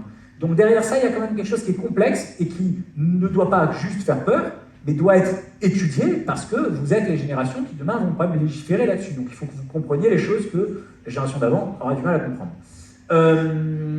Voilà. Qu'est-ce que je peux dire de plus oui, encore peut-être... Oui, sur ChatGPT, pardon, je crois que j'ai oublié le slide qui va arriver après. Juste un petit point sur ChatGPT. Ah oui, non, pardon. Voilà, c'est ça. Partie 4, pardon. Donc j'ai conclu sur l'IA, maintenant je vais voir à quoi ça va vous servir à vous. Donc concrètement, je vais vous donner 3-4 sources pour vous dans vos pratiques sportives, regardez à quoi ça peut vous servir. La première, c'est les différentes applis de mesure. Donc en fait, évidemment, si vous avez une Apple Watch, vous avez des mesures de vos performances, mais vous pouvez cliquer sur ce lien-là, Johanna, pardon, applis les plus populaires. Et là, vous avez plein d'applis qui sont pour certaines gratuites, donc, ouais, c'est ça. Voilà, donc running, minceur, plein de trucs, renforcement musculaire. On peut descendre un petit peu dans la page, et on va vous citer sur les numériques, par exemple. Strava, qui est un réseau social de sportifs, où les gens se discutent uniquement de sport, par exemple. Ça peut être pas mal. Je ne le connais pas, mais voilà. Vous avez, on va baisser encore, on va juste montrer les titres. Garmin. Donc Garmin, c'est des GPS au départ, mais maintenant il y a Garmin Connect, qui est une application qui connecte, qui te donne tes performances en temps réel, ta fréquence cardiaque, tout ça. Donc c'est vraiment un outil finalement qui est comme un data analyst chez toi. On va descendre encore un petit peu. Seven, bon ça c'est moins intéressant, 7 minute workout, c'est des outils pour faire des workouts de 7 minutes qui soient les plus efficaces possibles, donc des hits par exemple en musculation. La forme par exemple, bon ça c'est l'application d'Apple directement, et Google Fit qui est l'application concurrente chez Google. Voilà. Ok, donc toutes ces applis, vous pouvez les tester, vous pouvez regarder si elles vous intéressent, si elles ont un apport dans votre pratique sportive ou pas. Le deuxième point qui va vous intéresser à vous, c'est ChatGPT. Donc, à quoi il peut me servir ChatGPT en sport? Je voulais faire une projection aujourd'hui et je suis désolé, je ne pourrais pas le faire. Mais du coup, vous l'essayerez chez vous si vous avez un compte sur ChatGPT. ChatGPT, vous pouvez l'interroger, vous pouvez lui poser des questions. Donc, par exemple, vous pouvez très bien lui dire ok, ben, j'ai envie de me faire du renforcement musculaire. Alors, une fois de plus, on parlait de la data, il va falloir la confronter à votre cerveau. Si ChatGPT vous dit vas-y, fais 2000 haltères par jour, ne les faites peut-être pas. Quoi. Mais si par contre, tu lui dis fais-moi un petit programme de renforcement et un régime de nutrition, enfin un régime diététique, ou plutôt qu'un régime, un programme de nutrition diététique hyper protéiné pendant 7 jours. Je veux qu'il y ait 2000 calories par jour et je veux que ça ne soit pas dangereux pour ma santé, que ça soit conforme à toutes les prescriptions des médecins. Si tu sais programmer ChatGPT et que tu lui dis propose-moi quelque chose qui est conforme à toutes les prescriptions des médecins français, il va te proposer quelque chose qui aura du sens. Après, libre à toi de l'accepter tel quel ou de le vérifier, mais en tout cas, tu as vraiment quelque chose qui a du sens. Si tu lui dis, par exemple, tu veux t'améliorer sur l'histoire de ton sport, mais tu n'as pas le temps, tu veux lui dire, ok, est-ce que tu peux me citer les 20 matchs de l'histoire dans lesquels il y a eu le mouvement de défense le plus pertinent qui a été salué par les commentateurs? Il va te le sortir. Et donc, tu ne vas pas, toi, passer du temps sur Google à chercher les 20 matchs en question. Donc, tu peux l'utiliser comme une source de data et une manière de communiquer avec cette data. Donc, essentiellement en diététique, en nutrition, pour les programmes de fitness, principalement, pour de la culture générale sur ton sport. Ça va bouger dans l'avenir autour de ça. C'est vrai que ce sera difficile de ne pas avoir une réponse sur un sport quand tu peux tout avoir par là, sur les compétitions. Donc voilà, je vous conseille de regarder un peu ce qui peut se faire avec les IA génératives. Ok. Et enfin, alors ça, on va cliquer dessus, mais ça, vous n'allez pas vous l'acheter. Dans le sport amateur, ils ont sorti une caméra, ça y est, qui n'est pas très chère. Relativement, je crois que c'est quelques milliers d'euros, mais ce n'est pas des centaines de milliers d'euros comme le reste. Et c'est une caméra qui a comme un petit peu une tête de robot comme ça. On peut cliquer dessus, Johanna, s'il te plaît. Et c'est une caméra, vous allez voir, ça s'appelle VO. Et en fait, c'est une caméra intelligente. Alors, elle n'est pas aussi performante que les autres, mais elle va se mettre en fait sur un poteau qui fait 3 mètres ou 4 mètres de haut à côté, sur le bord du stade. Et VO va en fait, alors je ne sais pas si on va voir bien là, sinon tu baisses un petit peu dans la page s'ils ont une présentation du produit. Je ne sais pas s'il y a plus bas, non, il ne doit pas y avoir. Ouais, là, une photo stop, c'est bon.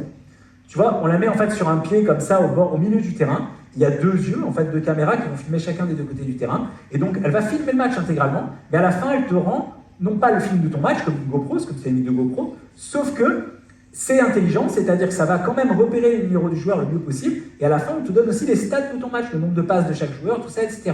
Juste, Skill Corner, leur algorithme, ils le garantissent à 97% de fiabilité. Eux, non, pas du tout. Donc eux, s'ils disent qu'il y a 54 passes, peut-être qu'il y en a entre 40 et 60, c'est encore balbutiant. Mais le fait que ça sorte veut dire que dans l'avenir, on peut imaginer que tous les clubs amateurs poseront ça à chaque match, aux entraînements, et pourront avoir des chiffres sur leur match. Ok ? Allez, on passe, c'est terminé là-dessus, et je pense qu'il y a un petit truc pour terminer avec vous. Et puis, si vous avez quelques questions. Le quiz! Ah ouais, bah oui. Ouais, parce que je voulais quand même savoir si vous avez... Alors vas-y, il y a quelques questions. Bon, franchement, vous allez voir, c'est assez easy, mais je suis curieux d'avoir votre avis. La suite, donc première question, c'est parti. Qu'est-ce que le Moneyball dans le domaine sportif? Une nouvelle danse, une stratégie basée sur l'analyse de données, un nouveau sport extrême ou une machine à imprimer de l'argent pour les athlètes? Une réponse, oui. La B, bravo. Bravo, bravo. Très bien, bravo. Parfait. Le suivant. Comment l'IA est-elle utilisée pour l'analyse de données sportives, d'après vous? Alors, il peut y avoir plusieurs réponses vraies. Prédire l'avenir. Réponse A. Simuler des matchs. Optimiser des stratégies de jeu. Faire des sandwichs. Le sandwich à l'IA, c'est pas mal. Ouais. La C, ouais, je suis d'accord, je pense qu'elle est vraie quand même, optimiser les stratégies de jeu. Et là, peut-être une deuxième. Ouais, je pense que B et A sont pas faux complètement, parce que pour l'instant, elle prédit pas l'avenir, mais elle fait quand même des prédictions probabilistes sur ce qui se passe. Donc on peut quand même tenir compte. Mais enfin, principalement, c'est la C pour l'instant, optimiser les stratégies de jeu. Ensuite, ok, quelle est la société française qui fait de l'analyse de données basée sur l'IA pour le foot? Gatantech? Non, c'est ça. J'avais bien sûr. C'était... Oui! Skill Corner, yes. C'est parfait. Ok. Merci, bravo. Vous gagnez tout mon respect. J'ai pas mal. La suite. Ok. Quelle franchise de jeux vidéo utilise l'IA pour simuler les comportements? Bon, j'ai compris, vous ne voulez pas répondre à une question facile. Bon, c'est NBA 2K et FIFA, évidemment pas les lapins crétins, bien sûr. Ok, moi, je me suis fait plaisir sur celui-là. Ok, la suivante. Sur quel principe repose l'application d'IA dans le sport? Le speed dating, le good looking, le deep learning ou le quick learning? Oui, le deep learning, bien sûr. Les autres, on ne peut pas dire que vous battiez pour répondre pour l'instant.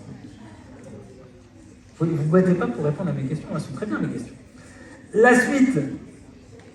Un perceptron, c'est quoi? Un téléphone, un inspecteur des impôts, une synapse ou un modèle mathématique. Pour un neurone artificiel, c'est au premier rang que la réponse va se situer. C'est vous la réponse. Je sais que c'est vous qui l'avez. La C? Une synapse? Non. Enfin, une synapse, c'est... ça. Oui, alors, le perceptron modélise un peu en sortie la synapse, mais il n'est pas la synapse.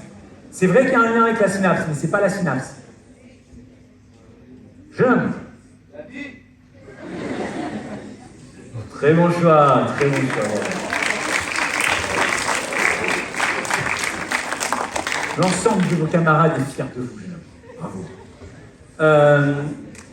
Ok. La suite. Un petit dernière. Ah ben non, il n'y a pas de suite. Hein. Ah ben merci. Voilà, c'est tout. Merci. Merci beaucoup.